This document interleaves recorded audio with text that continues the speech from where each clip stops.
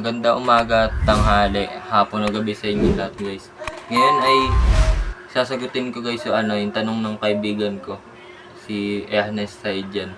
Ang tanong niya guys ay yung sinong gusto kong maging kakolab na YouTuber. Yung mga yung idol ko mga ganun. Gusto kong makakolab. Yung gusto kong makakolab na YouTuber guys si Kuya Kais, si Kaisan PH.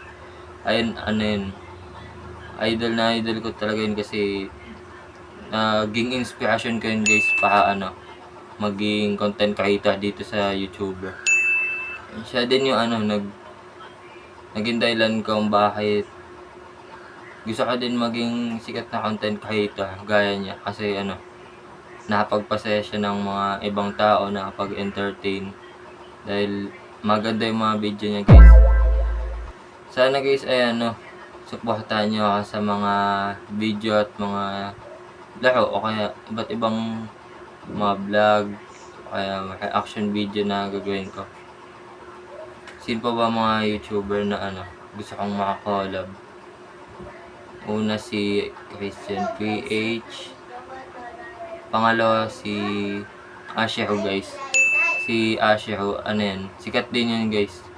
Maganda din mga content nun, ayun, sikat siya. Maganda din dahil, nakakatuwa yung mga content niya guys. Nung una ko napanood din guys, mga reaction video pa yung kanya.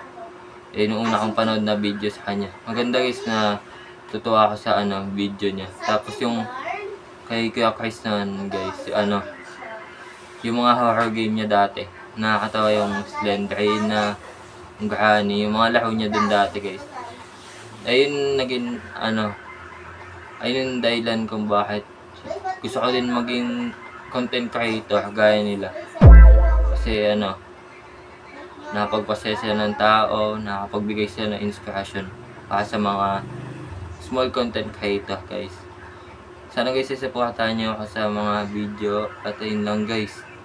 Ayun yung mga gusto kong makakolab na YouTuber. Sino ba? Ayun lang ba? Una si Christian PH. Ayun guys gusto kong makakolab si Kuya Kais.